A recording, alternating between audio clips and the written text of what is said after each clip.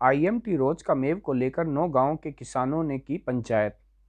सरकार ने बात नहीं मानी तो फिर से होगा धरना प्रदर्शन शुरू। कांग्रेस सरकार के समय 1600 एकड़ भूमि का कम दामों पर किया गया था अधिग्रहण।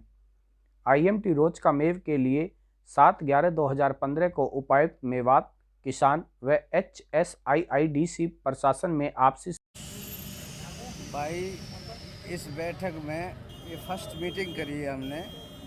हम जो है हमारा 2015 में सरकार से एक समझौता हुआ था। जब हमने धरना रखी थी, धरना के बेस पे हमारा समझौता हुआ प्रशासन के बीच में, तो उसमें कुछ शर्तें थी। लिखित में एग्रीमेंट है हमारे पास। 10 बिंदु हैं, 10 बिंदुओं पर हमारी सहमति बनी थी। तो हम उस आधार पर बैठे थे, भाई कब काम चलेगा, काम करने की उम्मीद से।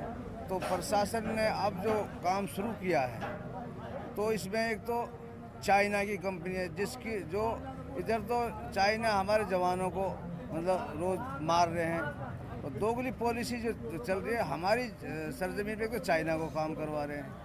एक तो यही हमें बहुत बड़ा दुख है। लेकिन सरकार का आगे हमारी नहीं चल रही इस चीज़ में। भाई सरकार है, किससे काम करावे, लेकिन ये गलत है। जो चाइना से जो काम करवा रहे हैं, ये गलत बात है। जो कोरोना जो मरीज हैं, वो भी चाइना वाले, उनकी कोई पता नहीं दे रहा भाई इनके कोरोना है या नहीं है।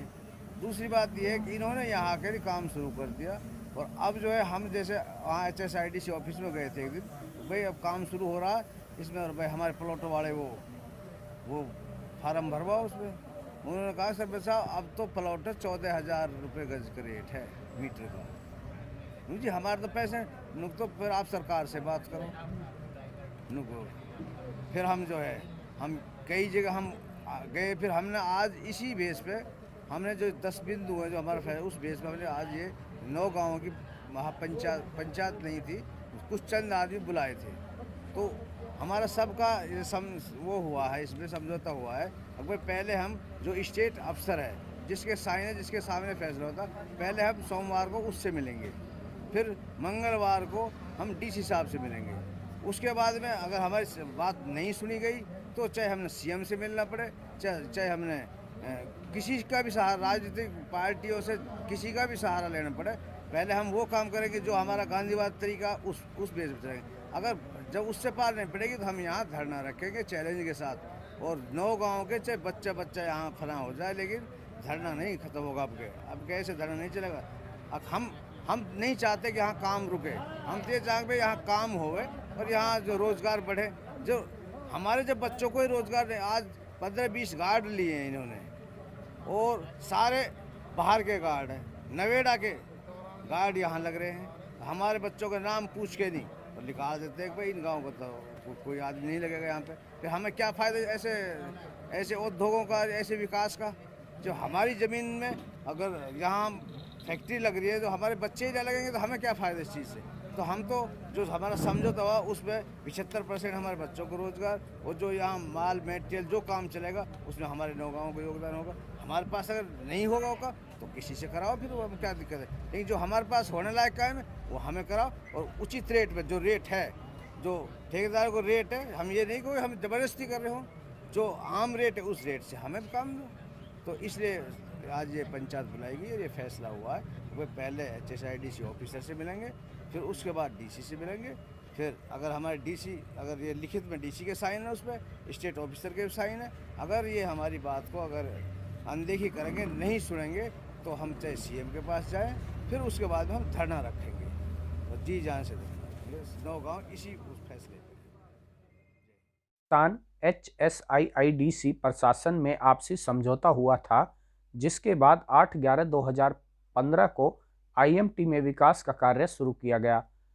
RR पॉलिसी के तहत HSIIDC रिहायशी प्लाटों के लिए भू मालिकों को 20% की छूट देगी।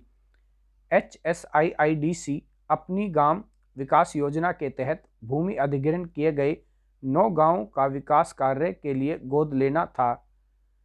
जिन 9 गांवों की जमीन अधिग्रहण की गई थी, उन 9 गांवों के कब्रिस्तान, शमशान घाट व तालाब का विस्तार तथा ईदगाह के लिए उचित जगह देनी थी। HSIIDC की पॉलिसी के तहत हमारे कुछ मसाइल हैं जो सरकार ने हमसे कमिटमेंट किया था कि कि हमारे बच्चों को रोज़गार भी मिलेगा। जो प्लाट हैं वो हमें 6500 रुपये के रेट से दिए जाएंगे, रेजिडेंशियल प्लॉट।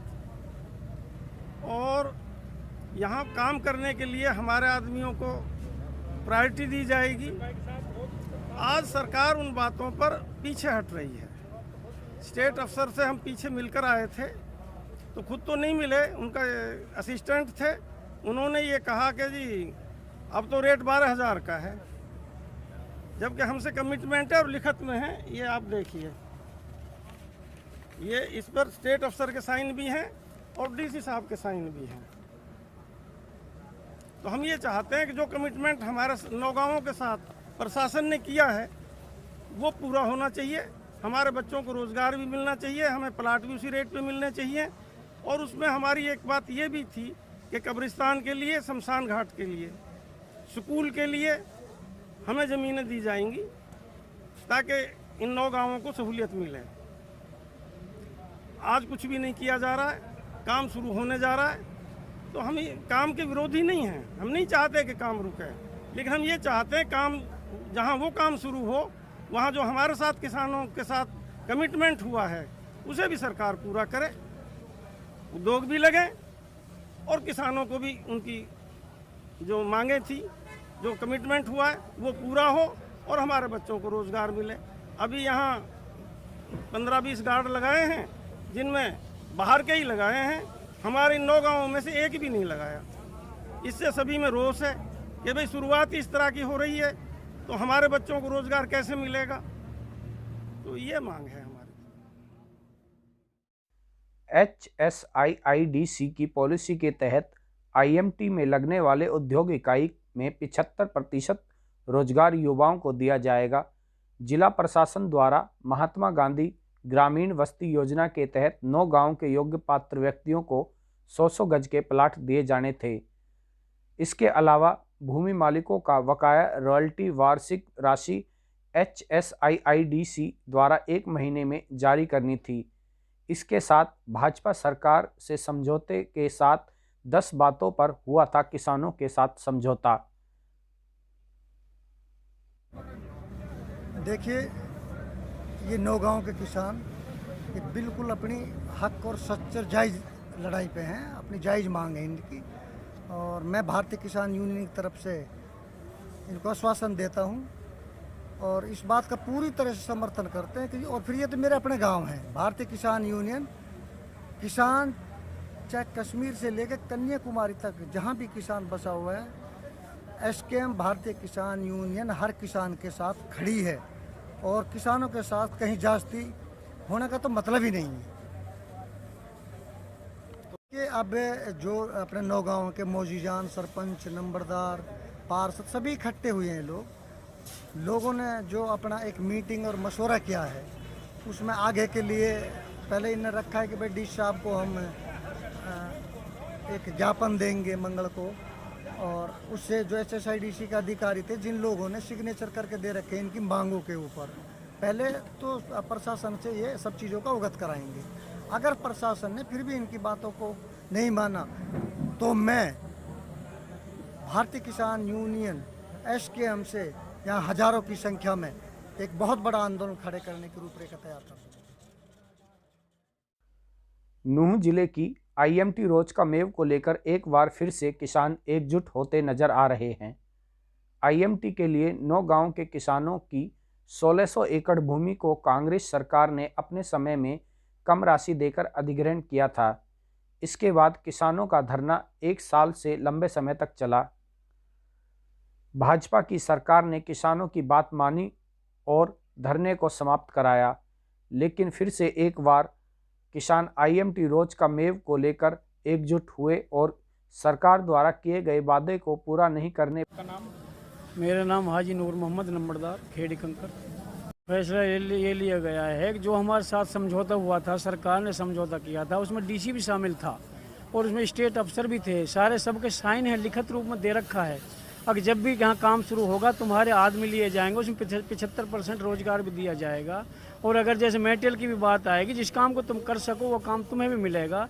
रही बात प्लाटों की, इन्होंने हमसे 46 रुपये पर एकड़ से ज़मीन खरीद ली है, जो कि ज़बरदस्ती हुई है, उसमें ज़्यादा से ज़्यादा 900 1000 रुपये पर एकड़ गज से पड़ती है। और हमको इन्होंने कहा था भाई 65 रुपये गज हम तुम्हें देंगे, लेकिन हम अपने दिल समझौता करके चलो जो कुछ हुआ वो ठीक, हम 65 रुपये गज में एग्री हो गए। और आज हम इनसे पास जाते हैं तो कहते हैं 14,000 रुपये गज दिया जाएगा।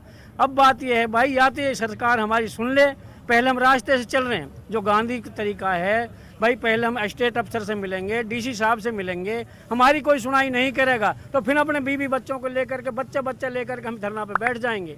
और फिर भी हमारे पास कोई जांचती होती हमें बच्चा मार दे, हम जी जान से मारने को तैयार है।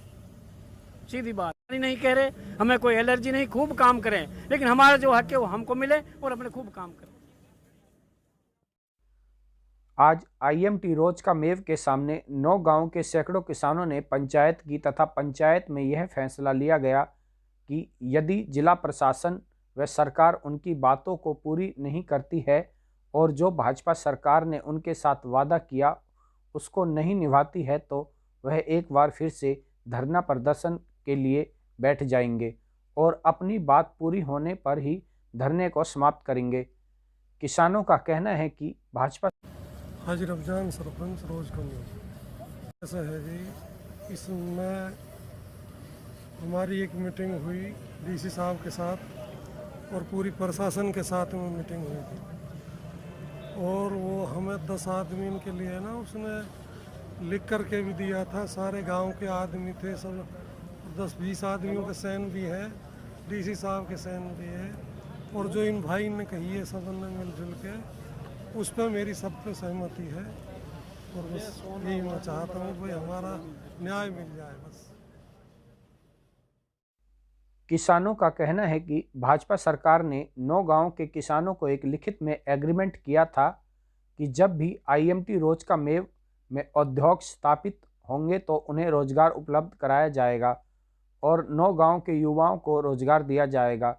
इसके अलावा जिन किसानों की भूमि अधिग्रहण में गई है उन किसानों को अब्दुल रहमान जी, ये जो मामला है ये जमींदारों का किसानों का जेन्युइन मामला है जी। ये तो ऑन रिकॉर्ड है, लिखत है इसकी, और 10 बिंदुओं पे किसानों का और प्रशासन का फैसला हुआ था, 10 पॉइंट्स पे। और 10 पॉइंट्स पे सरकार ने कहा था कि इन 10 पॉइंट्स पे हम जो है किसानों को जो ये हमने समझौता किया है जो उस पे हम इनको सुविधा देंगे। लेकिन आज तक अभी तक प्रशासन ने इन 10 पॉइंट्स पे कोई गौर नहीं किया, बिल्कुल कहीं भी एक भी पॉइंट्स पे गौर नहीं किया, किसानों को ना बुलाया आज तक, बल्कि काम शुरू कर दिया और किसानों से बातचीत नहीं की। जबकि प्रशासन का किसानों का ये समझौता है और लिखत में है, डीसी साहब पूरा प्रशासन के साथ है इनका। तो ये जो 10 बिंदुएं हैं, जो 10 बातें हैं, इन पे किसानों को बुला के प्रशासन इन पे बात करे। और इनको मैं तो कहता हूँ जी, जब एक मुआहदा है, एक एग्रीमेंट है, तो इनको पूरा करना चाहिए। और सरकार पूरा नहीं करेगी तो इसकी तो खुद सरकार ही जिम्मेदार होगी। फिर उन किसानों को 6500 रुपये प्रति वर्ग मीटर के हिसाब से प्लाट दिए जाएंगे। किसानों का कहना है कि सरकार ने अपनी बात से मुकर रही है। अब किसानों को 12,000 रुपये प्रति वर्ग मीटर के हिसाब से प्लाट के पैसे लिए जा रहे हैं तथा IMT में। मैं अंजुम जिला पार्षद हूँ जी, मेरे वार्ड के गांव हैं ये सारे 9 गांव। देखिए जी, जो ये 9 गांवों का मुद्दा है, ये तो मेरे हिसाब से सारा हरियाणा को पता है कि 9 गांवों के साथ कितना अत्याचार हो रहे हैं। कितनी बार ये धरना पे बैठे हैं, हमारे बुजुर्ग काफ़ी दिनों से, जब से ज़मीन एक्वायरमेंट हुई, जब से ही धरना पे बैठे हुए हैं। कई बार हट जाते हैं और इतना भेदभाव हुआ जी, कहीं पे तो ज़मीन 1.5 करोड़ का मुआवजा दिया गया, हमारा 50 भी नहीं हुआ, 50 लाख भी, ये सबको पता है। उसके बावजूद जो यहाँ पे अब काम चालू करा है HIDC ने, उनके साथ में हमारा एक एग्रीमेंट सा हुआ था, उसमें हमारे HIDC के ऑफिसर भी थे, उसके भी साइन है, हमारे DC साहब के भी साइन है।